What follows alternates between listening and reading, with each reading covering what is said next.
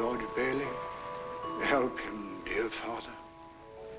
First time I saw It's Wonderful Life, I had tremendous respect for George Bailey, who was the main character. He did so much good for the community. Mr. and Mrs. Martini, welcome home. George was lending money to the community residents to buy houses. Me, Giuseppe Martini, I own my own house. And that's exactly the same purpose that when we started the bank, it was our motivation to help a lot of people, a lot of immigrants. Hey, George, Merry Christmas. This movie touches me so much. The family, the friends. I always watch it. Every year I watch. That makes me cry, because that's the part. I wish this story could end the same way as It's Wonderful Life. But in reality, it is not that simple.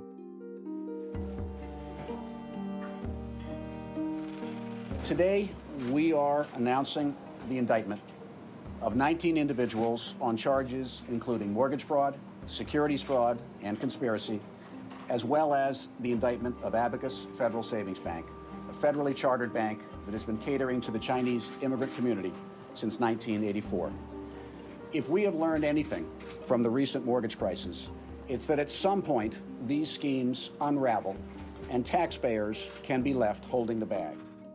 The DA made such a big parade, bringing people from Washington, all these tough law enforcement officers, and making such a big announcement that we are part of the cause of financial crisis of 2008. Almost laughable. Mr. Sung is entitled to his opinions, but in Abacus's loan department, mortgages were based upon false documentation. We have evidence of conspiracy, larceny, and systemic fraud. 控告国宝银行以及2名主管黄耀华和谭伟雄在房屋贷款申请中作假。If that prosecution goes through, that bank is going to go out of business. There's no question about it. They're going to lose their charter, and it's going to enormously impact that community.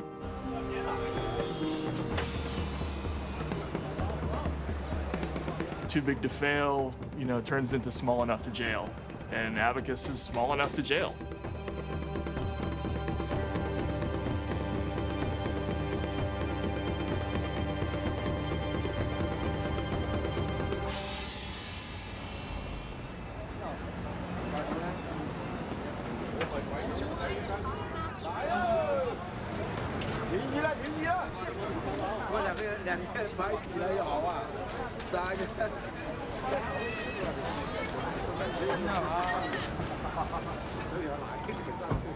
When I walk around here, of course, I feel very much at home.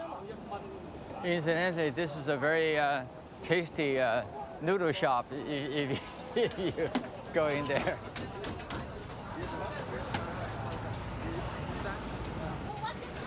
I was born in Shanghai in the year 1935. At the age of 16, I immigrated to the United States and went to law school, and I moved to Chinatown. There was not many Chinese lawyers, and I knew that I wanted to be a part of the community, so I did a lot of pro bono work. This building, it was the Chinese national flag. It's a Chinese community center. And in there is the headquarters of Chinese Consolidated Banana Association. I represented the association for years and years and years. This association sponsored a school, and I obtained the permanent charter from Department of Education.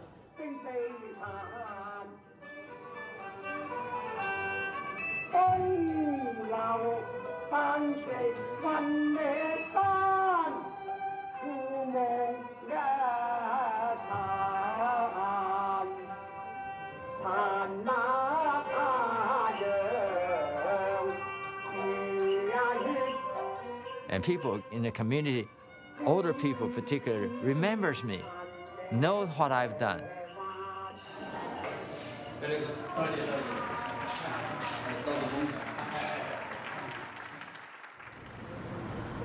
back when I was a lawyer, there was no bank that was owned by Chinese and serving the Chinese. This is Chinatown, New York City. Warm, colorful, cheerful, a wonderful place for sightseeing. This man is on his way to the bank. What is it about the bank that makes our man feel at home? The very design, beautifully bright with the primary Chinese colors, and he sees home in the soft, sweet smile of the teller. At that time, banks in this community had several $100 million of Chinese deposit. And I went to a bank to try to borrow money, but they do not lend money and deal with the community. He always told us stories that they were willing to take his deposits, but they weren't willing to give him credit, loans. So that's why he started the bank, because he felt that wasn't fair to the community. I remember when we were children, my dad was excited about this venture that he was going to start. And he involved us in the decisions of what would be the symbol for the bank. And I remember we would all try to design something. Abacus, is the Chinese calculator. China regard Abacus as a national treasure. So we say we'll name the bank Abacus.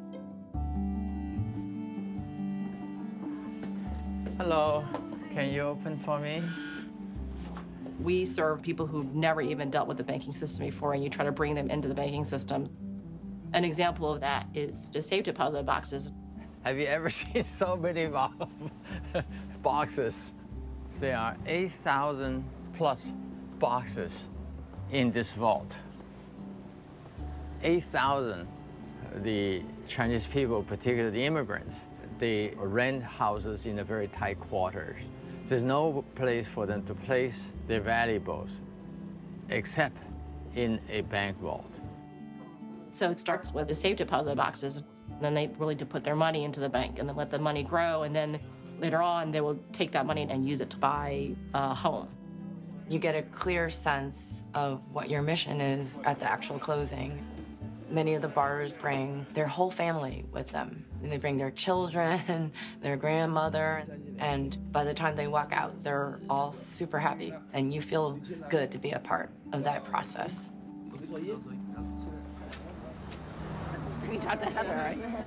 I don't remember her. Where is she right now? Do you have the chicken feet in there? No. Oh, okay. No.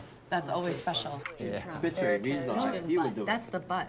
That's okay. You don't want to eat that. I like it. She doesn't eat the butt. She can eat the part leading up to the butt. I never thought my girls would work in Chinatown because we lived in Greenwich, Connecticut. Tom would be commuting every day, like an hour and a half each way. So he didn't see them that much in those days.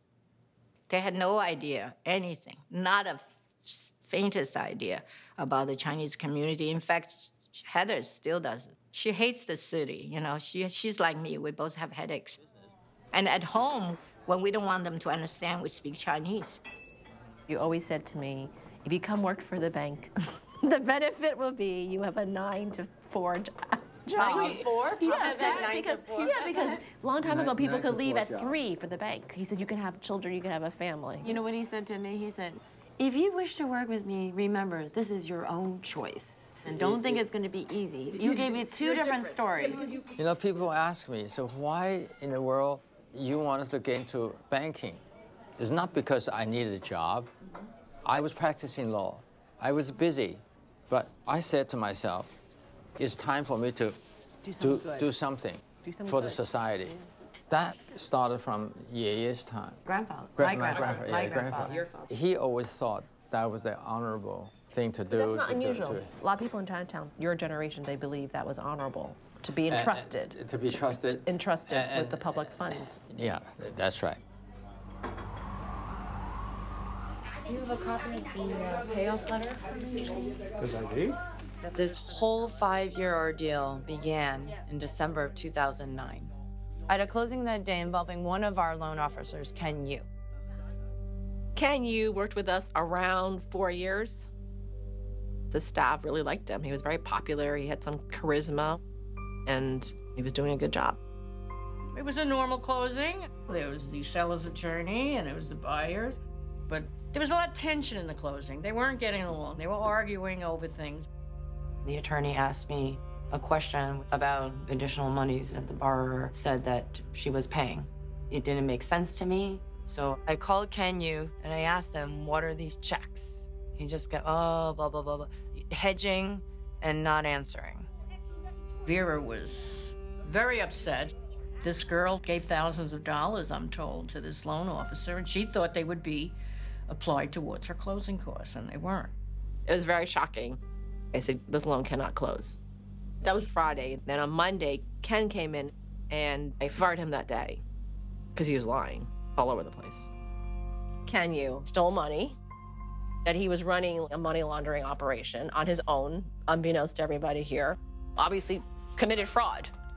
I referred the case to our compliance officer, and then we hired an outside consultant, a former federal prosecutor who was highly experienced in fraud and anti-money laundering investigations. During our investigation, we found 2 other loan officers who were engaged in wrongdoing, nothing at the level of Ken Yu, but we fired them nonetheless. And some other staff also resigned. Shortly after, we notified Fannie Mae. They actually not only fired the loan officer and canceled the closing, they went straight to the Office of Thrift Management, which was their regulator, and they told them about it. So it was just perfect evidence of a bank finding out something that shouldn't be happening and taking steps to make sure this didn't happen again. The couple, unfortunately, lost down payment on this house, which was, quite a chunk of money. It was 10% of the house's price. They were very upset. And at that point, the borrower, she calls me and she's like, there's this money that he's taken from me, so what are you gonna do? And I said to her, I remember I was furious. I'm like, what am I gonna do? Because I'm thinking to myself, maybe she's in cahoots with Ken Yu to defraud the bank. I said, if you have a problem, you should go file a complaint at the police precinct.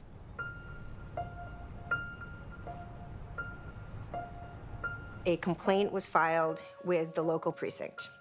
The initial DA's office investigation was focused solely on the employee who had been accused of a theft. The DA's office started asking us questions. Everybody who asked us for something, we gave them. We thought we actually went beyond what we were supposed to do. My compliance officer actually put together binders for her staff. And so basically, the beginning of the case was handed to her team in binder form. At first you think that they're here to figure out what's going on for us because they're law enforcement. I don't know where and at what point we transitioned to... In their mind, yeah. In their mind, and then us realizing, wait a minute, maybe we're the target. We spent a lot of time investigating and ended up absolutely convinced that the loan department was corrupt pretty much through and through. Mr. Wong ran the loan department, and widespread fraud was occurring in front of him every day. In July 2011, 2 of the policemen went to my house and asked me to go to the district attorney office to have an interview. But I refused.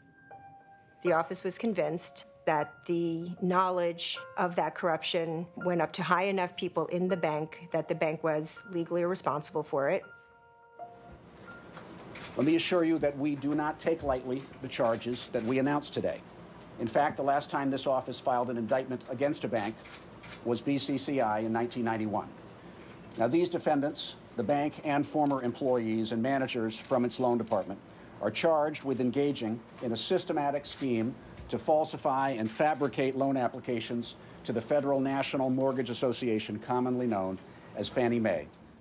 When the actual indictment occurred, I think the greatest fear was that it would directly involve Jill. And that was something that was incomprehensible to us, just knowing how we were raised, that she could ever be guilty of something like that. I mean, I think they definitely were trying to get us, to get me, yeah, because I'm the CEO and president.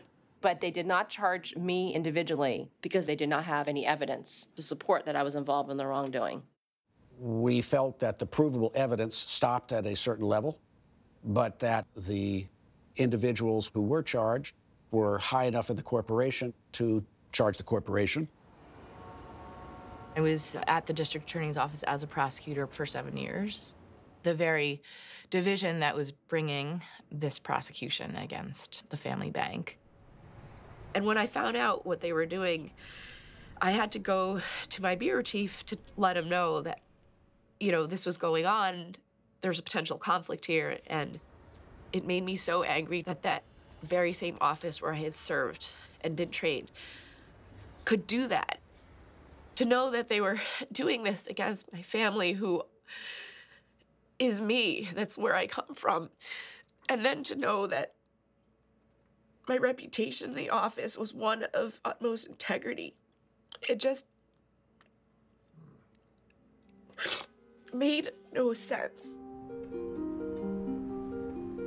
孙启诚表示，国宝银行非常配合曼哈顿检察官的调查，递交了60多万张纸的文件。他现在要我们认罪呢，这个事情呢，是我们跟这个不能接受他的这个判断。What was especially interesting was the way the DA pursued the public relations aspect of this prosecution. Reporters in this town were treated to this extraordinary photo opportunity, this almost Stalinist-looking chain gang.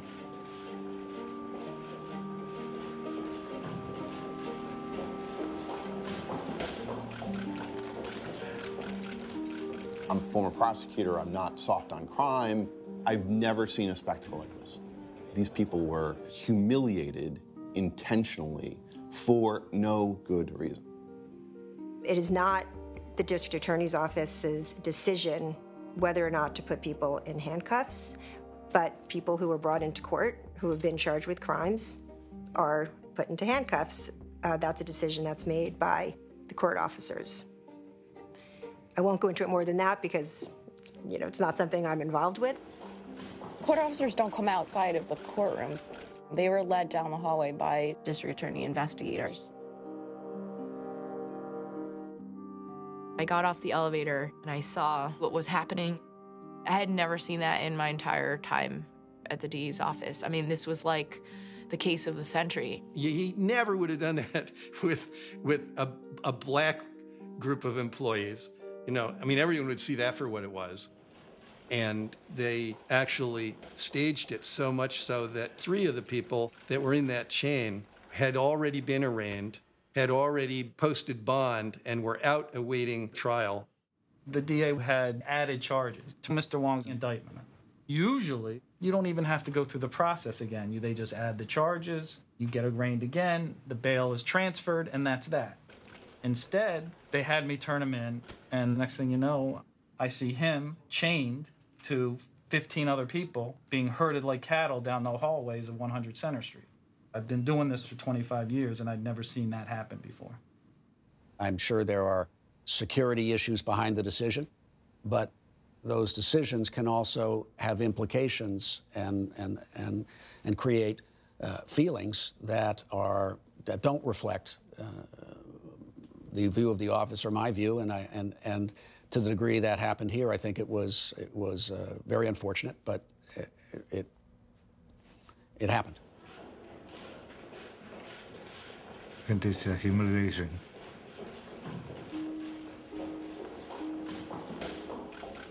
It's a humiliation for me.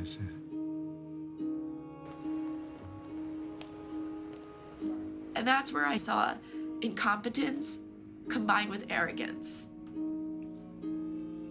My deputy bureau chief, he's always so inspirational, and he would always refer to the inscriptions outside 100 Center Street about having faith in justice.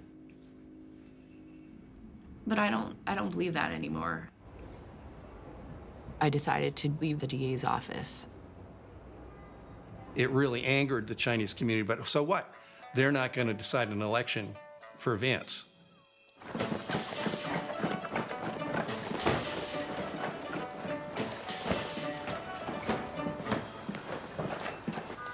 That's it. You've done that many times? My whole life. This is the association where my great-grandfather was, my grandfather, my dad. Back in the days with the Exclusion Act, people do not have rights. this is where they would all come. Family associations like this one are the only place where they felt welcome. Like Mr. Song, what drives me is that sense of community.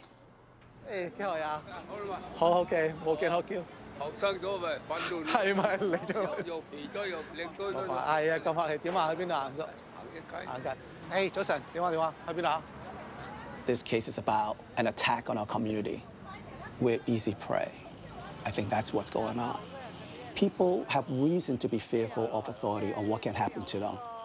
You know, the retribution, the years of oppression that happened from the street vendors, from the small businesses, from people just writing tickets because they can. 佢嘅和少少嘅 festival 喺度受成億天滿落去上坡路。咪嗱，我叫佢搖到啊搖呀，我做嚟做得嘅做字，人哋都唔係係先，得個做字嘅。咁佢抄嚟講，咁樣就係。佢話我個 festival 咯。 就係你嗰個位，係嗰個位啦。咁你嗰個警車泊咗喺嗰度 sidewalk 就冇事。佢冇事。你嗰一寸。咁啊，我哋有事，我哋有，佢哋大細，我哋係咁樣，我。少呢個 scale 又阻住。你打咗人哋個房，打咗佢部車，佢翻嚟佢告你翻嚟咯。你打咗人哋嘅嘢嘅喎，嗰個人咧消費者點兜條路啊？你叫佢。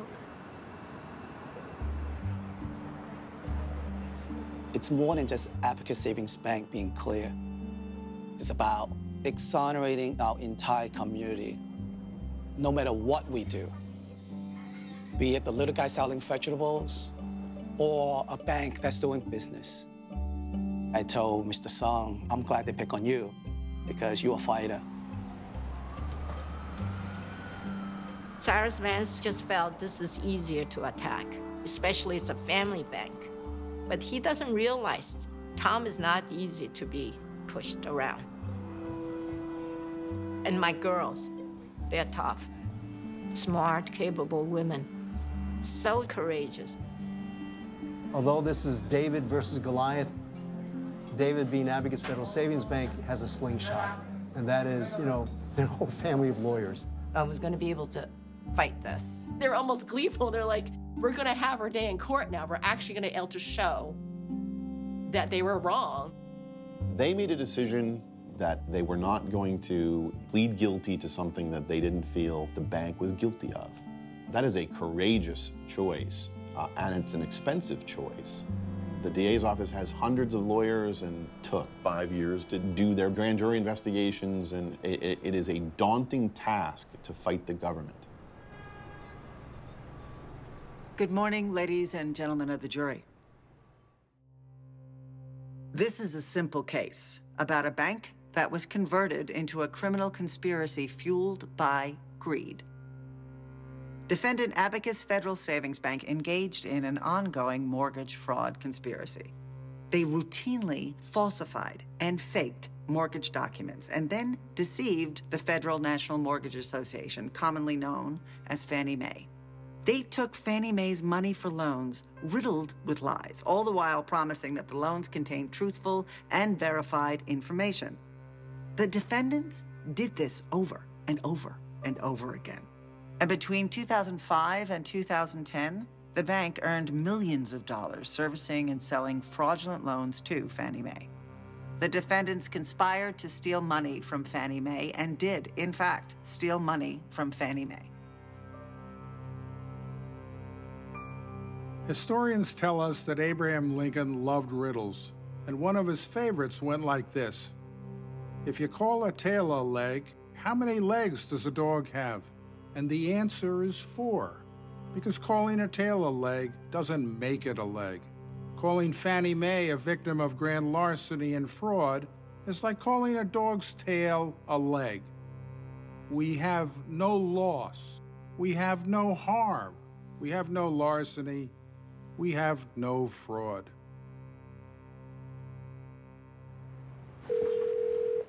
Hello? Heather, you're on speaker. Okay. So how did everything go today? It was a very long day. It was a very exhausted. Long day.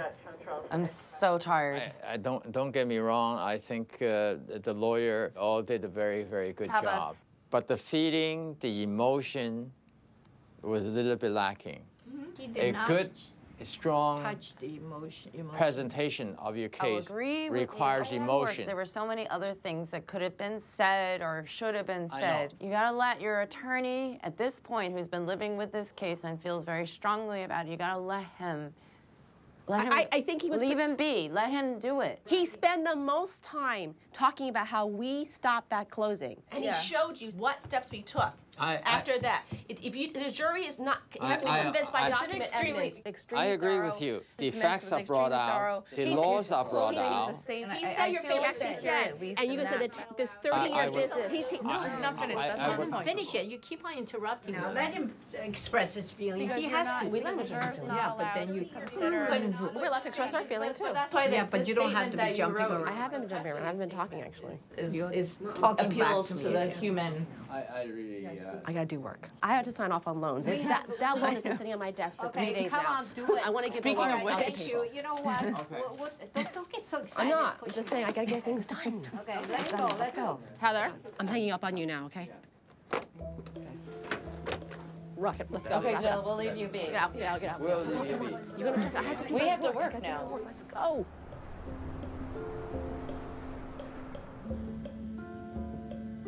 So there were 180 or so counts in this trial.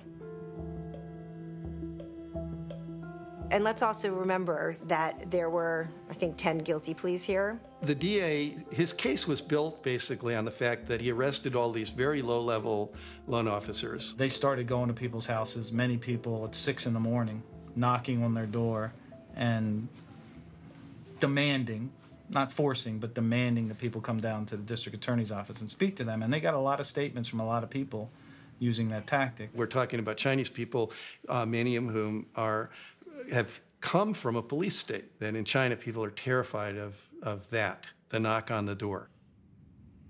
Good morning, Mr. Yu. Good morning. When the court officer swore you in, he asked you your name. You said Chi Bin Yu. Is there another name that you go by? Can you? Here's this gentleman, Ken Yu, who was how the bank found out about this misconduct in the first place. The guy that the bank fired, not only was he falsifying documents in order to put through loans, he was stealing money from customers.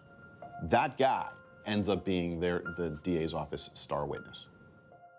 Mr. Yu, I'd like to direct your attention to the Ariel Chi case. Ms. Chi was the borrower that you stole money from, right? Yes, sir. Isn't it true that you asked Ms. Chi for a cash tip as well? No, I never asked her for a cash tip. I don't remember that part. Mr. Yu, you had a telephone conversation with Ariel Chi, is that correct? Correct, sir. And at the time, you didn't know that Ms. Chi was actually tape recording that conversation with the assistance of the district attorney's office, correct? Yes, sir. The DA's office was trying to get him to implicate the bank. This recording was brought into trial through our attorneys on cross-examination of Ken Yu. Let's just get right into it. You told me after closing, then I'm supposed to go and give you cash, right? Right, to make things, I mean, it's legal, you're not supposed to do that, but hey, it's after the closing. Yeah, I mean, everything else is legally not right, so, you know, I think that's another one. It's just unwritten rule that it's happening to every case that I see. You know, at the end, you show some appreciation. Does this refresh your recollection that you did ask her for a tip? Yeah. I noticed that he couldn't look at me. That's very telling. Yeah, he couldn't look at me, but I was like, I'm gonna look at you. I was like, I'll burn you with my eyes. I was looking at him intently as well, too. I dare you to say what you want to say. He got on the stand and perjured himself over and over and over again in ways that a defense lawyer just doesn't get in a career more than once or twice. The jury laughed at him multiple times. Abacus, you told me that Abacus knew, right? But we don't say it to the bank. It's just the individuals, the people who work for the bank. I'm an employee of the bank, and so is the other underwriter. So then, okay, but like Abacus, like the bank, they know that everybody's thing is made up, right? I won't say that. Now, you had a long pause there, didn't you, Mr. Yu? I was driving. So that long pause is because you were driving? You were distracted? That's your testimony? I cannot recall, but I was definitely driving. You'll say that if you get in trouble. Is that what you meant there? I say that because... That's a very... Mr. Yu, I'm asking you. It's a strange way to answer that question. And I'm asking you what you meant by... I will say that. I would say that. I believe that. Well, the jury can decide what your tone suggests. It became quite clear that he had no trouble lying. If that's how he's comfortable acting, I would have thought that he would be comfortable saying much more to try to directly link Mr. Tam and Mr. Wong and Joel Sung with what had happened. But even he didn't do that. But you also had to not let go of the fact that he didn't get this way overnight. He had years of this type of behavior that was just overlooked on numerous occasions. What role did the bank's management play in what had happened? How much they actually were not aware of what was happening versus turning a blind eye because things were going well and the results were good. Ken Yu was clearly a bad egg. By using Ken Yu, which is the worst of the worst, the DA's office is saying, this is the face of the institution. And the jurors would believe that and find that credible. If the bank was in such cahoots with this person, then why would we fire him? We would want to save him. What the DA accused Abacus Bank of was ridiculous and really nothing, considering what the big banks were doing. All of the too big to fail banks, Morgan Stanley, Goldman Sachs, JP Morgan Chase, and Citicorp, have admitted to massive crimes, and they've been accused of even worse.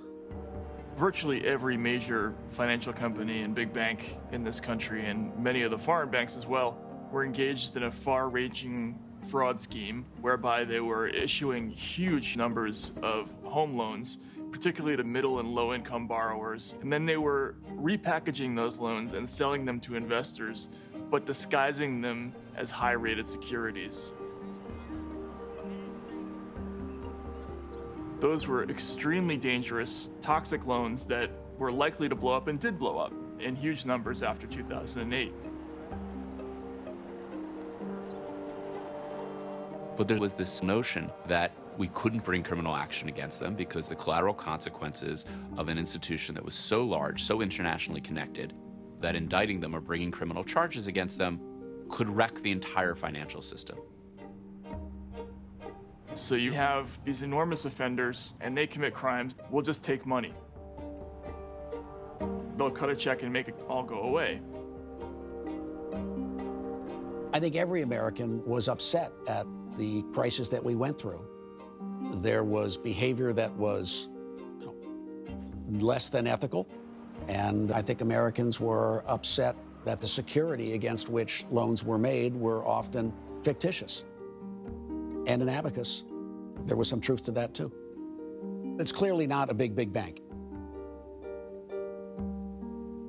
And clearly it was not representative of the entire financial community.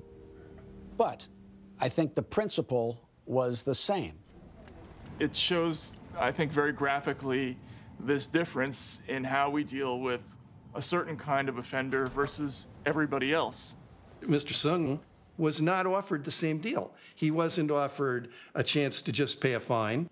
He wasn't offered a chance to plead guilty to some minor thing. He wasn't offered the chance even of deferred prosecution. He didn't get any of that offered to him. The DA told us, you had to accept a plea of guilty for felony plus a fine.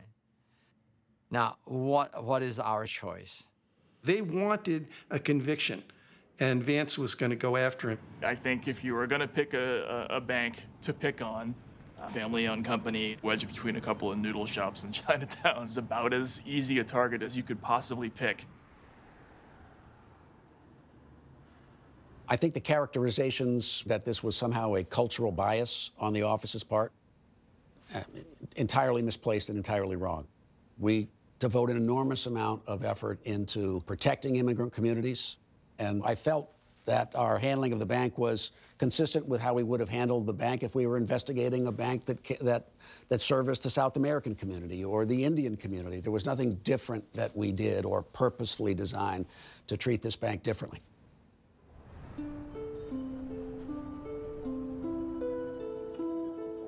It was important for the prosecution to show how exactly loan managers knew what was happening. I think the most compelling piece of evidence they had was this seating chart of the Abacus loan department. The loan officers who had been indicted were scattered around the floor, and somewhere in the middle was the loan office manager. This was all happening around Mr. Tam's desk. How would he not be aware of this type of behavior when this was going on a routine daily basis? It's not so simplistic as they would like you to believe as a simple drawing as to where someone sat. But on top of that, they brought Ken Yu, who was a consummate liar, and he speaks a different language than Mr. Tam. He conducts business outside of the bank. Actually, at one point, they cross-examined Ken because Ken said, "Oh, the guy gave me cash. I was counting from my table." When the borrower came in to testify, the borrower said, "No, I met him in the lobby of the bank." We were able to show that the loan officers were taking steps to hide their misconduct from the underwriters and the more senior levels of the bank. They would stop talking when an underwriter would come to the floor. They would forge signatures to make sure the signatures would match up. When the underwriter looked at the file, everything would look normal. If the borrower tells me that he works at a local deli, and the income on his tax return is $300 a week, that's not enough to get a mortgage loan from us. But instead of turning him down, what I would do is ask, is there an employer that can verify a higher income? And when you would record that information, did you believe it to be truthful? Of course not. And who were you trained by? That would be Mr. Tam and Mr. Wong. It was absurd. You had loan originators that were going to make commissions by getting these loans through. And then you had people like Mr. Wong who had no incentive whatsoever financially to do this. So they did everything they could to hide their crimes from Mr. Wong because they knew he wasn't involved and that he would deny loans, which he did many times. He would deny people where the income couldn't be verified or where it seemed like the income was out of line. There was one denial he did where there were fraudulent documents that he uncovered. And his denial of loans cost the originator's commission. 當然啦，見到啲舊同事即係講大話㗎啦，你個心當然覺得一個好唔開心嘅事嘅嘢啦。不過你係一個被告坐喺度，你冇辦法，你咪只係睇住佢咯，冇辦法。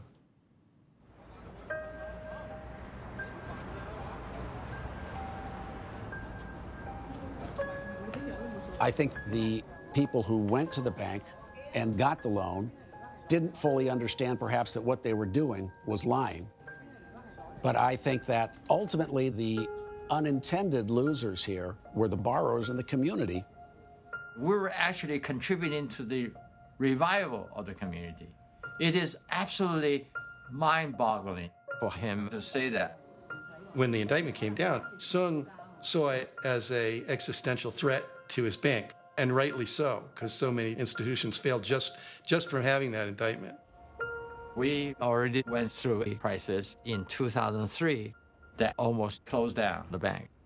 Still no sign of a former Chinatown bank manager charged with embezzling more than $1 million. The FBI is looking for Carol Lim, who ran the Canal Street branch of Abacus Federal Savings. Word of the alleged scam sent off panic waves among bank customers. So in 2003, I happened to be doing a story in Chinatown. My photographer at the time said to me, something going on up the block. Back it up! Back it up! Back it up! Chaos in Chinatown as thousands of investors make a run on Abacus Federal Savings Bank, demanding their money after hearing that a former bank manager was being investigated for embezzling $1 million. When the rumor spread in the Asian community, the run for the dough was on. 我相信他们有那些钱，但是对目前这些情况，这么多人在这里排队，我不相信他们有很多的钱应付得来。Take a walk. Go elsewhere. Do something else today. Cops struggled to control the crowd, one even bitten by an elderly woman demanding her money. Many struggled to avoid being crushed in the crowd. In that short period of time, people withdrew something like $44 million, putting us in a liquidity crisis. Associated Press report that we have not seen this type of run since the 30s, since the Depression. Don't look now, but there's something funny going on over there at the bank, George. I've never really seen one, but that's got all the earmarks of being a run. You have to understand something about Thomas Sung. To me, he's like Jimmy Stewart out of It's a Wonderful Life. I'll be back in a minute, Mary. He's the small town banker, but the town is Chinatown. I went to the police department, asked them, gave me a bullhorn. I went on the line, and I said to them, I'm here. You're thinking of this place all wrong, as if I had the money back in a safe. Well, your money's in Joe's house, that's right next to yours, and in the Kennedy house, and Mrs. Maitland's house, and 100 others. And I actually went out and shook hands with them. Feel my warm hand. I'm here, I'm the real person. After I did that, the run subsided.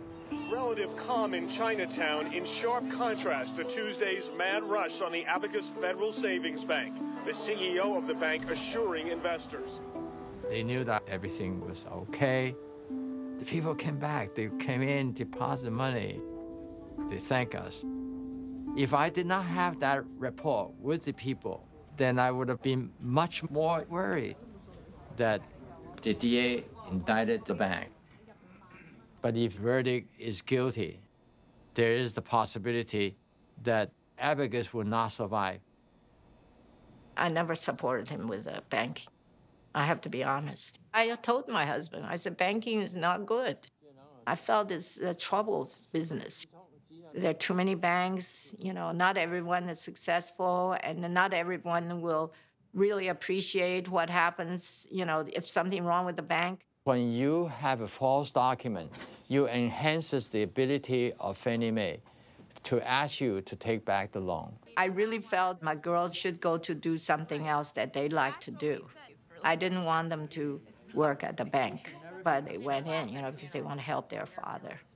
They're fiercely loyal to Tom. You agree that income and assets is a material fact that has to be accurately represented. So I had never until now found a motivation really to come work for the bank. And this year when the trial started, I was having nightmares myself. I mean, Vera and I were sharing a room back at my parents' house in Connecticut, and we were both waking each other up. And I realized, I was like, I can't go on in my own career right now anymore. As like, I have to help my family now. Because I think the law is the document represents a material fact. I'm saying that if it is truly material, listen to me, if it is truly material, the loan will go in default. Differentiation may fall. I get really frustrated sometimes. This is probably a factor of being the youngest, but sometimes I just, whatever I say, it's just not heard. You are not convincing. If that's the form that you choose to use, Papa, she said no harm, no foul. If that's the form, I never said that. Hold on, I have a question, Papa. I didn't say that. If that's the form that you choose to use to represent, if that is the form, that's not true. I just told you there is harm. It's very difficult. Okay, nothing more for me to say. This is my office. Sorry. As you can see, my desk is now piled extremely high. But I think it's always been a mess. That's just my personality. My father has always said, as an attorney, you should be neat and organized. Maybe I'm just not cut out to be an attorney. Is there anything, Tracy, on your desk, anything urgent that I need to get done before the weekend? We haven't been having many closings because of the effect of the trial. I've been waking up at 5 in the morning, getting work done early in the morning, banging out all these emails and answering emails, and then go to court, and then just come back to the office, actually try to get more work done during lunch, and then we would run back to court.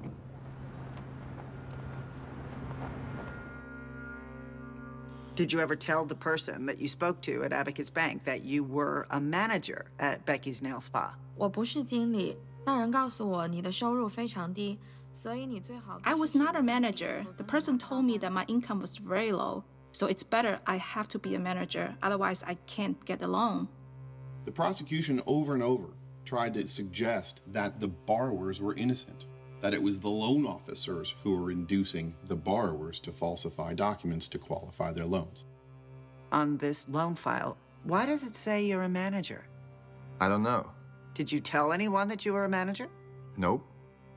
But we were able to show with witness after witness that it was not just the loan officers. Borrowers were trying to fool the bank in order to put through loans. Mr. Lin, you had your employer sign the verification of employment form for the loan file, is that correct? Yes. And he signed as the co-owner of the China Sun. Did anybody co-own the restaurant with Mr. Pan? I don't really know. You don't know if Shu Kin Lin was also a co-owner of the China Sun restaurant? I only met this person a few times. I don't know if this person is a co-owner of the restaurant or not. Shu Kin Lin, you only met a few times and you don't know if she's a co-owner? They didn't tell me. I didn't ask. Okay, Shu Kin Lin, spelled Shuqinlin. You don't know who that is? I know who that is. You do know who that is. So who is that? You can say she's like a sister. Is she like a sister or is she your sister? She's my sister. There was a string of witnesses who were just abject liars, to the point where it became a concern of ours that the jury is going to think that everyone that the bank deals with, former employees and customers, are just full of shit. So the trial's been going on for the 9th week now, right? Is it 9? Day 52. Yeah. It's around day 52. No, I've been keeping track of the number of days since the jury was, yes, since January 12th. I just cannot believe how this thing could be dragged out so long. The weeks in trial and the expenses involved, the millions of dollars that's spent to defend yourself. And witness after witness, of course they would know they are lying. So you bring these people out day after day for 9 weeks. And what is the effect on the community? People get the wrong impression that Chinese are not law-abiding. That's well, just too bad. We can hopefully win this case and make a statement. Well, even if you win the case, the damage, well, to us, the strain on the community is done.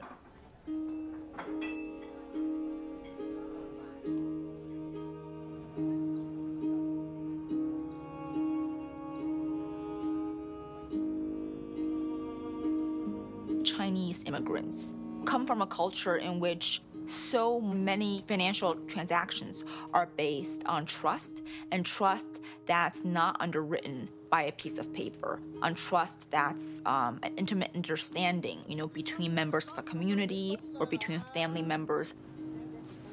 I don't think any of the borrowers think that they are really committing a crime, even if some of these loan documents are falsified. One particular individual had been approved for an $800,000 mortgage loan, but on their tax return, they were earning only $24,000 a year. I think this was as a couple. There were a lot of gasps across the jury panel. How does this even happen? I know I would have a very difficult time going into a bank and getting approval, for even a couple $100,000 for a loan. Tax evasion, I think, lurks in the background of this case. Because they work primarily in a cash economy, a lot of the borrowers had money that they did not report to the IRS. Only when they're purchasing a house did it become necessary for them to prove how much money they had, but then they were trapped in this position of not having the paper trail. Maybe folks in that community don't pay 100% of their taxes. These are issues that if they have a problem with with any immigrant community that operates in cash, okay, that they have the wherewithal to do something about that. The IRS does too. Abacus isn't the FBI. There's no bank regulations that require the bank to basically serve as a police force against its own customers. There'd be chaos if your bank basically was the IRS. No one would want to bank with any bank. You can say that our responsibility was to provide credit to the community, not to be a policeman.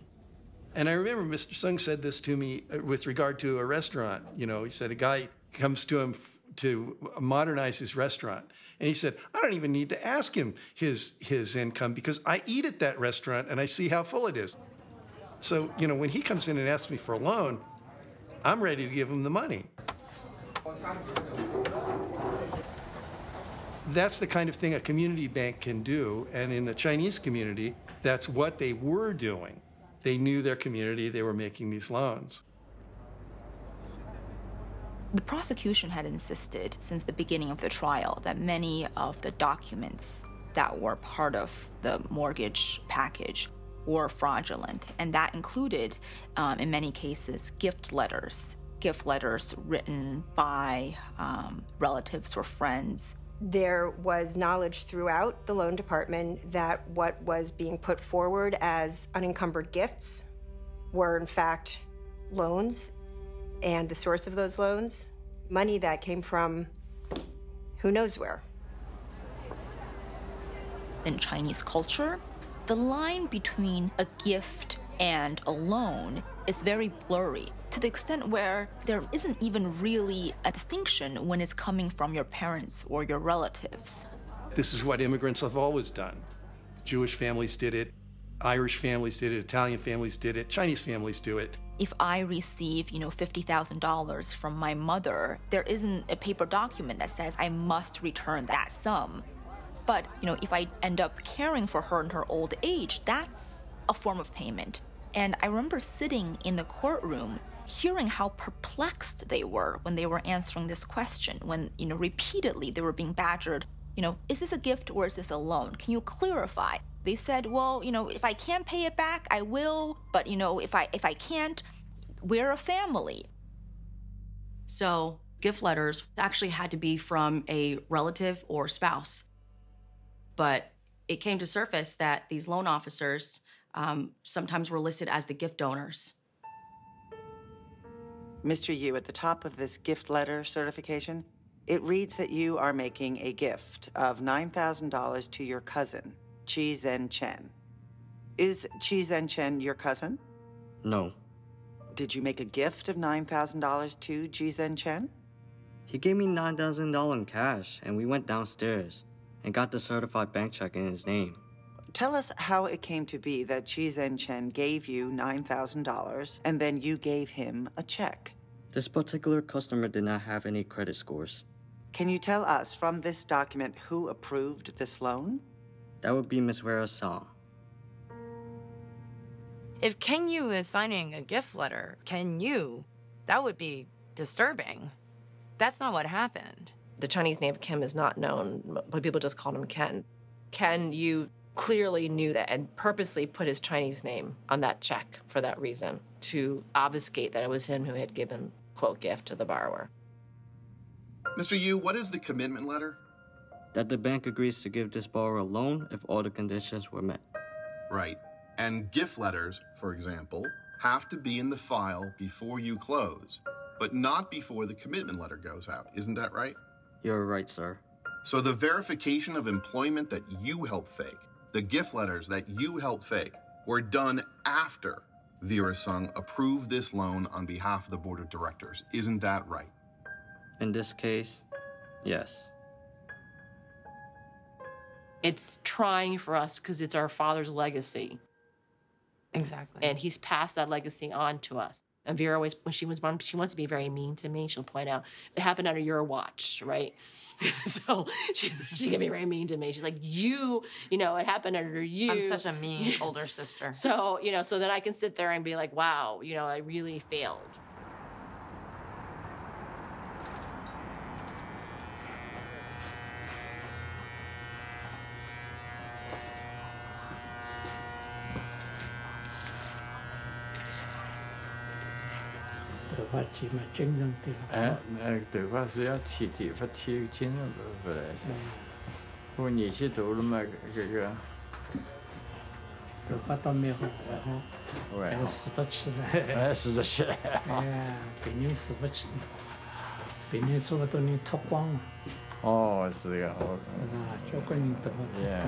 我个儿媳个头发也秃了。你是中国人、外国人？外国人。外国人。老人了，侪是老人做饭了，习惯了。So much time has gone by. Our father was 75 and now he's 80. People don't understand there's some long-term effects from going through such a traumatic experience. 不容易啊！不容易，那像年半被偷杀脱。被偷还杀。我想想，搿能讲人家做几好是吧？刚好生意非搞。搞死脱。人家名誉损失嘛要有赔了。哎。对不啦？中国人心，中国人开心。This bank will surely continue to seek vindication, not simply for the ultimate acquittal of the bank itself, but for the larger Chinese immigrant community that it has served for 31 years. The raw display of power by the DA will always remind this and other minority communities that our human rights can easily be trampled upon. It's a little bit counterintuitive the way you write it. You want to tell people that you cannot allow something bad to go on. That's what I told him. And so you're saying human rights can easily be trampled upon, and I don't read it. I don't want people to think you're saying that it can be. In other words, it should be a normative sentence. It should not be trampled upon.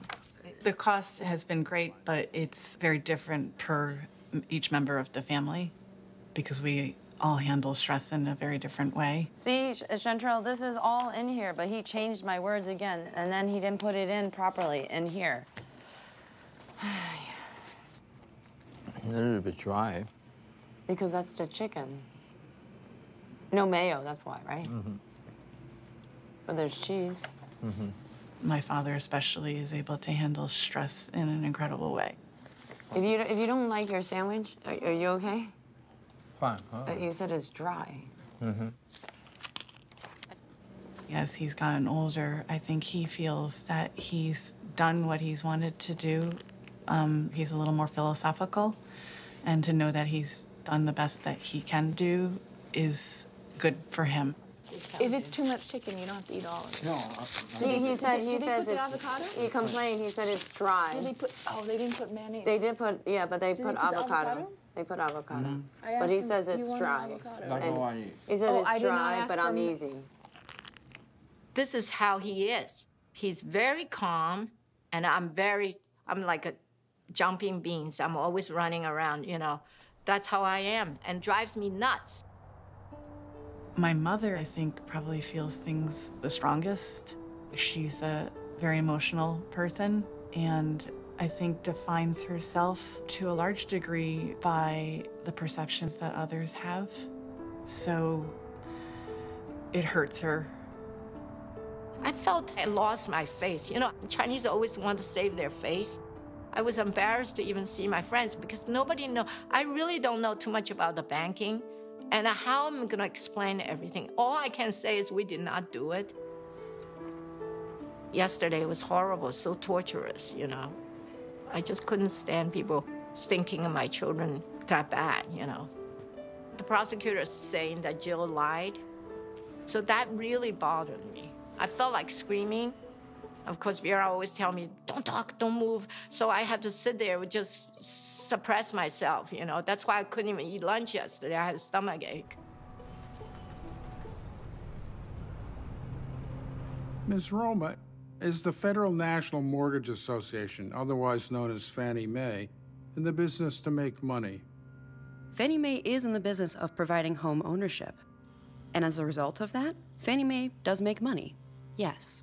This whole case ultimately came down to Fannie Mae. Fannie Mae was the alleged victim in the case.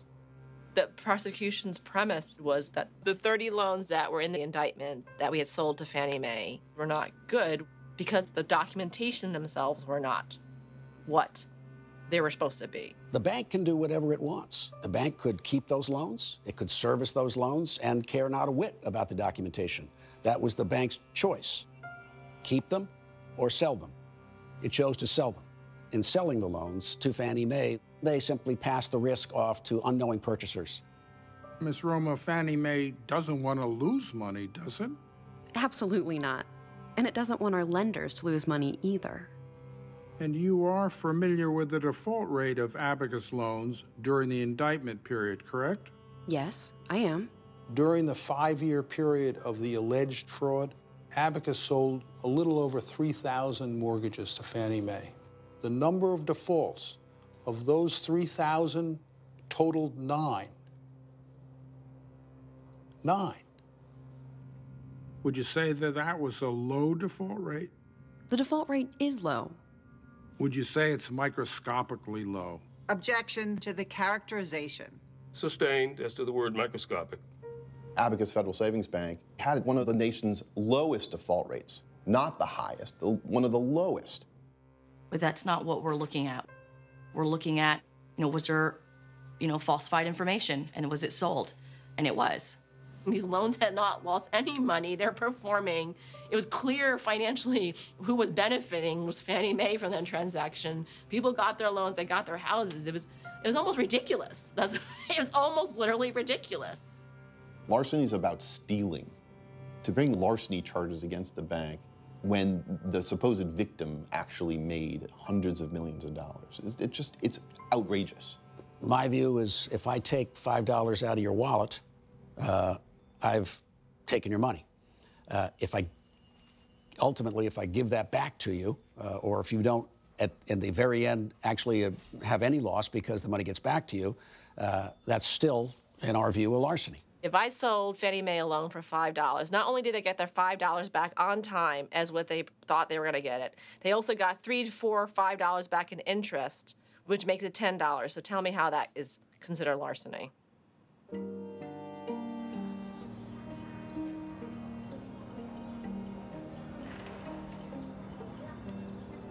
There are two types of mortgage fraud that generally occur.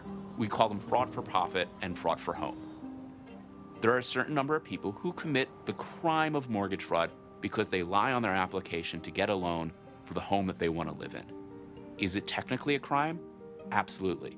Is it a crime that is worth the resources of a state or federal government? Absolutely not.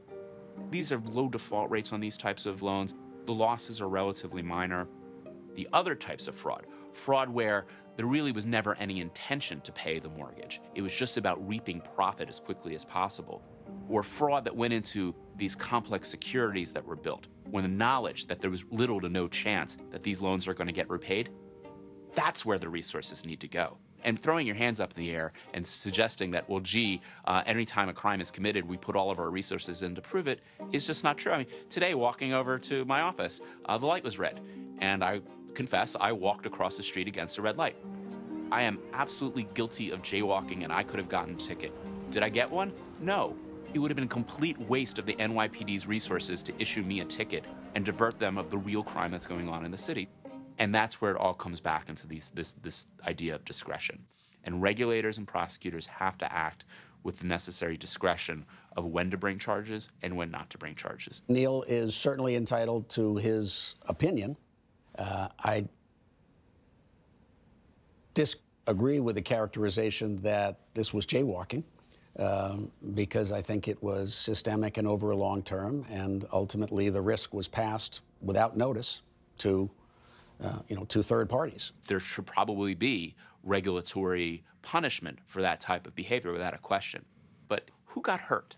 Who lost money? Who are the taxpayers that got hurt?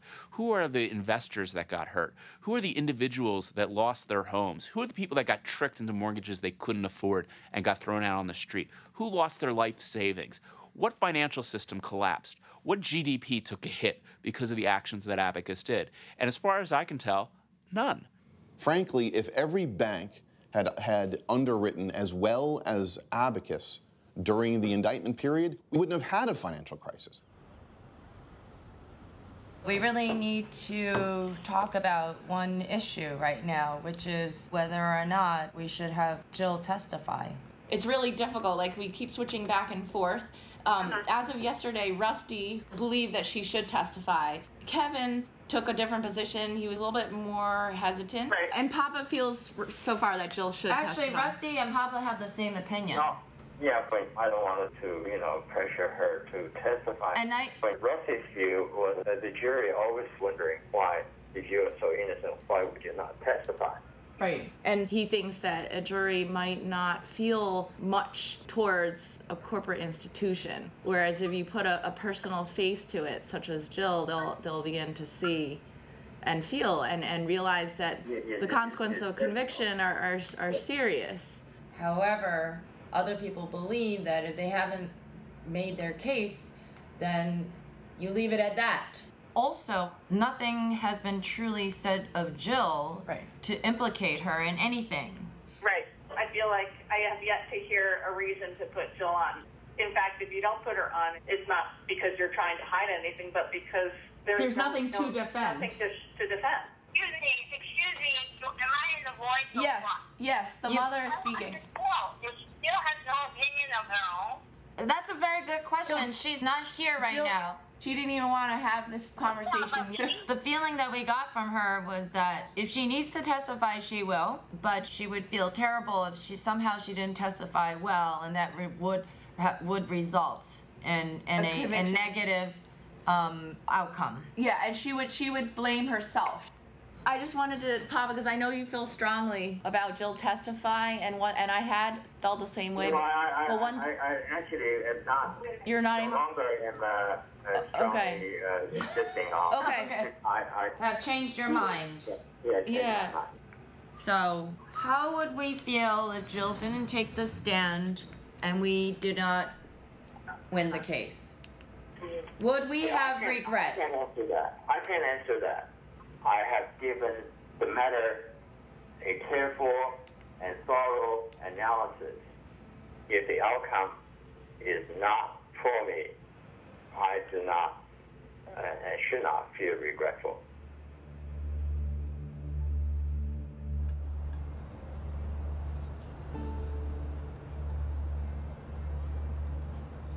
They have said it's their theory that these kinds of documents are so obviously false that Mr. Tam and Mr. Wong and the bank's other underwriters should have caught that.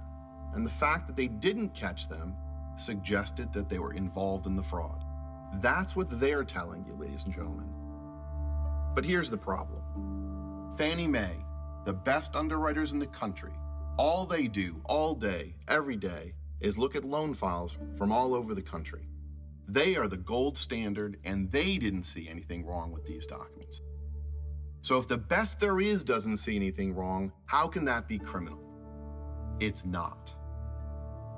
And here I'm going to show you again Fannie Mae's email from 2012 because it sheds some light on this very issue. We recognize that you have very unique needs that are closely linked to the borrowers you serve. While doing anything customized in this environment is very difficult, the team is committed to doing whatever we can to develop solutions that meet the needs of your culturally unique clientele. Ladies and gentlemen, Fannie Mae itself is conceding here that this is Chinatown. It's 1,000 small businesses, first generation, special needs, and the bank serves that community. Does that pose challenges to the bank? Absolutely. It would be a lot easier to deal with a bunch of investment bankers who have W-2s and tax returns all the time. That would be easier. But the bank has chosen to serve this community, challenges and all.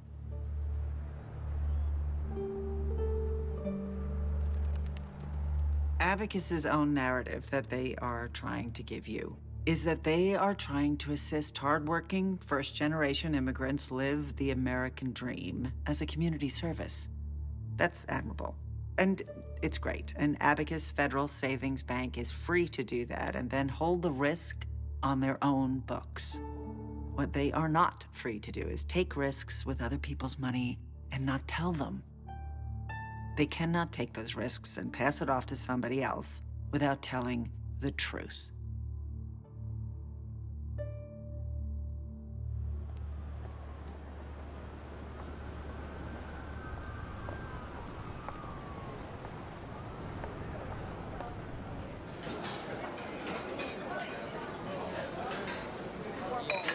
Thank you. And then she tried to say that these loans seem to be representative of our entire loan portfolio, which is not true. She literally rolled her eyes at your mission and building this bank for the community to serve the community and to help these people serve the American dream. She just cast it aside. Isn't it fortunate at my age I could hardly hear everything that's said in the court? That's a blessing. That's a blessing. Did you observe in the beginning that the Honorable Cy Vance himself attended the beginning part? I did not see it. I have seen him on TV. Yes. And he's much smaller in person. Yeah. As a family, we've always been very close, but we've unified even more during this time, which is great. Why are you laughing? She was just in tears, and now she's bursting out laughing. You know, the judge sounds like the Godfather. No, he said he has to save his voice for the jury charge, because that's going to be a few hours, probably. Are you not eating any rice? Are you on a diet? No. The defendants are each charged with 20 counts of grand larceny in the second degree, 1 count of grand larceny in the first degree, 48 counts of falsifying business records in the first degree, 9 counts of residential mortgage fraud in the second degree, 1 count of residential mortgage fraud in the first degree, and 1 count of conspiracy in the fourth degree. Jurors, your responsibility in this case is extremely important. However, it is limited to this case. You have not been asked to make some general assessment of corporate governance in America or whether banks are good or not. You are not here to send a message to anyone. You are here to determine whether the people have proven, beyond a reasonable doubt, that the defendants here on trial are guilty of one or more of the crimes charged in this case.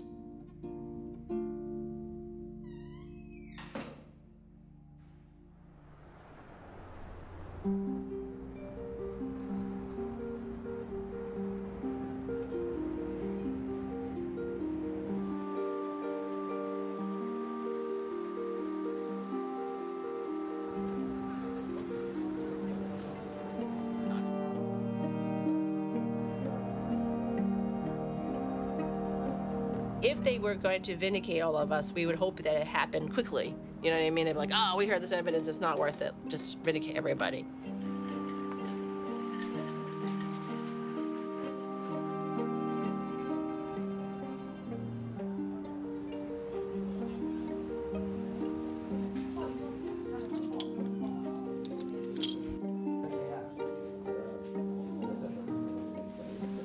This is a really nerve-wracking time.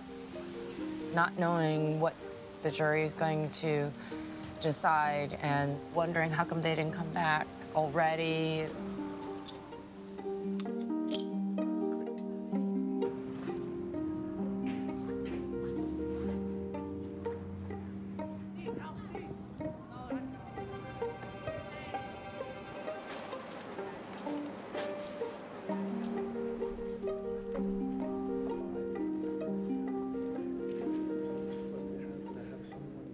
At this point, now, I think it's really bothering me. It's like, why can't they see what seemed so apparent in the trial?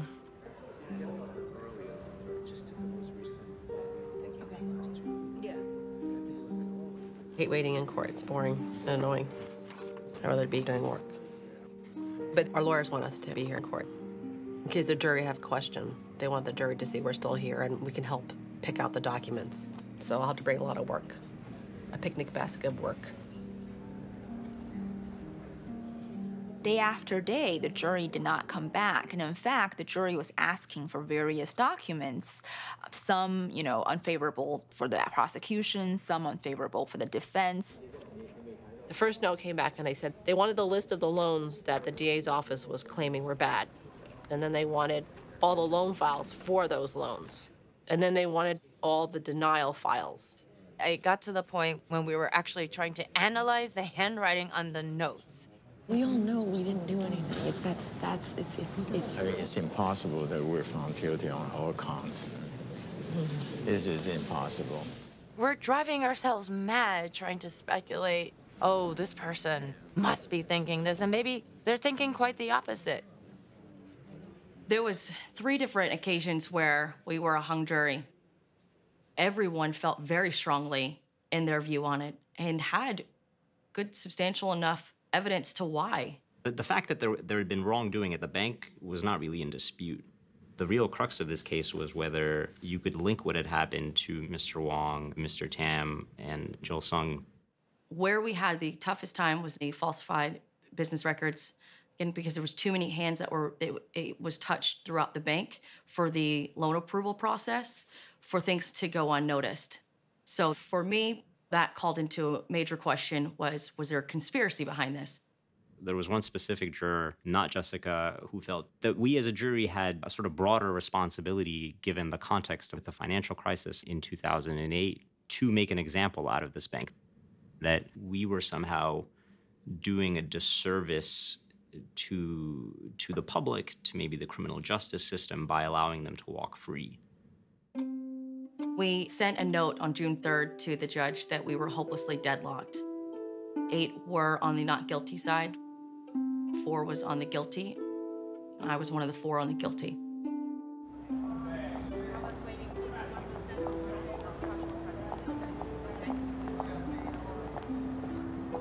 Hello? Hi, okay, so they were dismissed today, and they came back with a note, again, saying that they are deadlocked, and that both sides are adamant.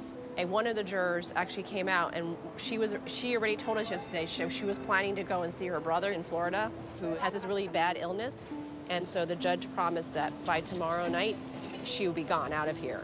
So the judge gave them what they call an Allen charge, which basically said, go back and try to do the best. So that means that by the end of tomorrow, either there will be a verdict or there'll be a mistrial. Tomorrow, that's it. Tomorrow will be the last day. Whether or not there's a unanimous verdict, the judge will decide. That's what she's not coming back. By the end of tomorrow, it's either be a mistrial or a verdict. It's over by the end of tomorrow. Unless Cy Vance, in his infinite wisdom, decides to retry the case. Jill? What are you calling on? Mommy concerned about Papa's well-being. He's 80 years old, and he's been up since 5:30 a.m. and he has nothing to eat for dinner. We need to get you home. So let's get you some food. Papa, you do. Can you hear Mom? So we're gonna put him on a train. He will go home now, Mommy. You gotta go home, Papa. Mommy's worried. But you better eat and then take a cab. Don't take the subway. Okay, we'll eat. You better eat now. You're old and man, okay? You're not a young kid anymore. I see you every day for the last 5 years. The state is killing you. Killing you.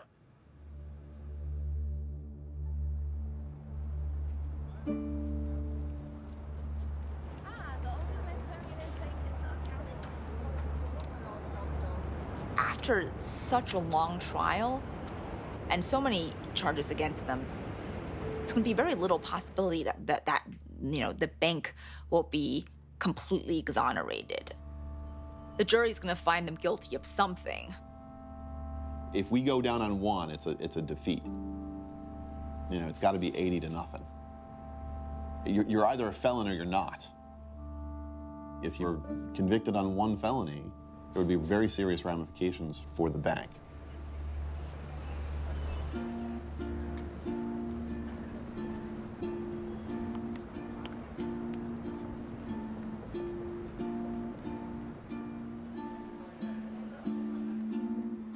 New York Times article on Friday, June the 5th, 2015.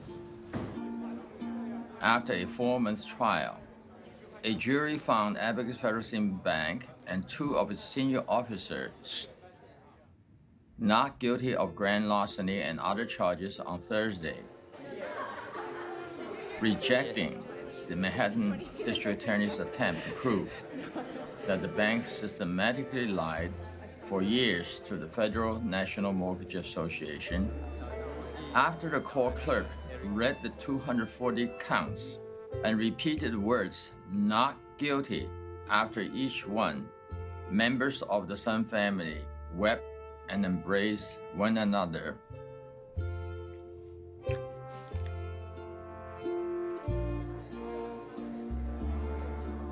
How do we feel? I feel really so many emotions. Of course. Very, very happy. But I was told not to express any feelings. No.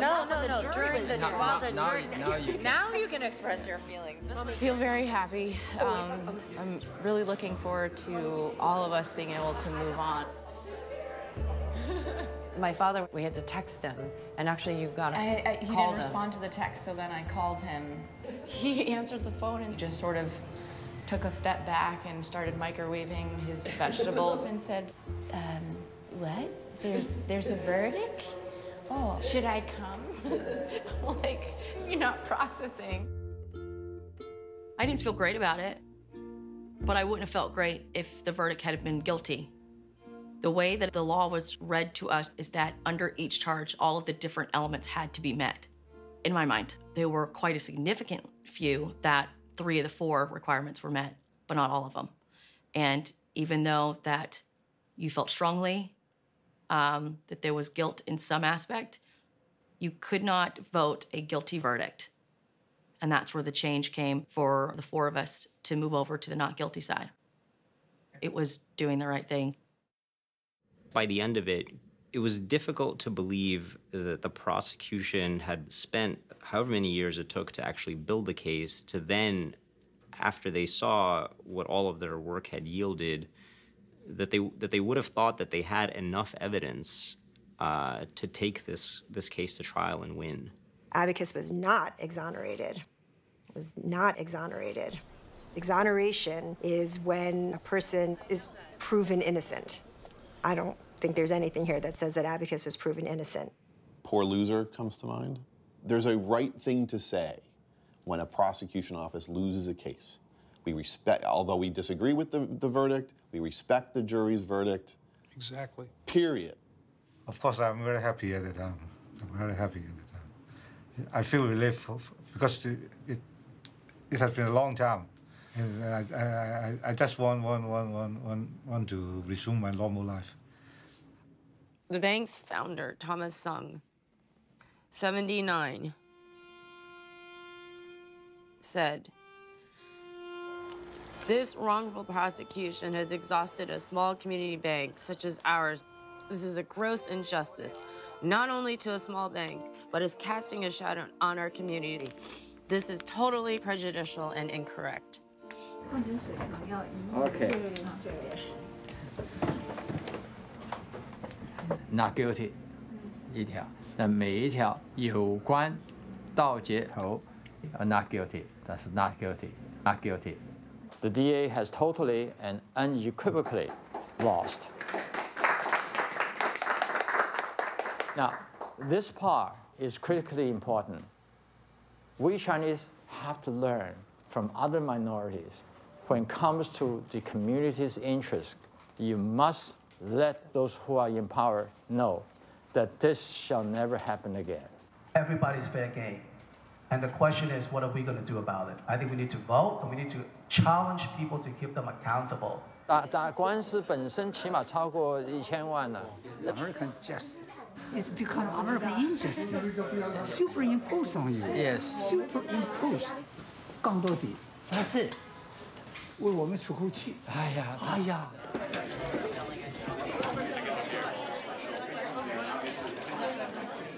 Okay, I'm so glad you are all here in a very happy occasion, and I want to thank everybody's support and dedication. This last 5 years that we went through this unusual experience, and let's look for happier days to come. Okay. Let us eat cake. Let's eat cake. Let him eat cake. This is really good. It's green tea, black bean green tea. There's many different flavors. It's not really celebrate. I mean, we were vindicated, and that's great. But our goal was never to go through a criminal trial and be vindicated. Our goal was to serve our community, right? So this is such a waste. It's a tragedy. We have a lot of cake. We may have too much cake. The fact that they find innocent give all of us hope that the America that we believe in, you still have a chance. But it'll cost you $10 million. The Chinese has a saying, if you want a really hard, sharp steel, make a sword, you have to go through fire. This experience should make my daughters stronger, make them better person. I got a text from a friend who is part of the Chinese immigrant community, and she said that she looked at the news this morning and felt proud of being a Chinese American. So that actually makes all of this worthwhile.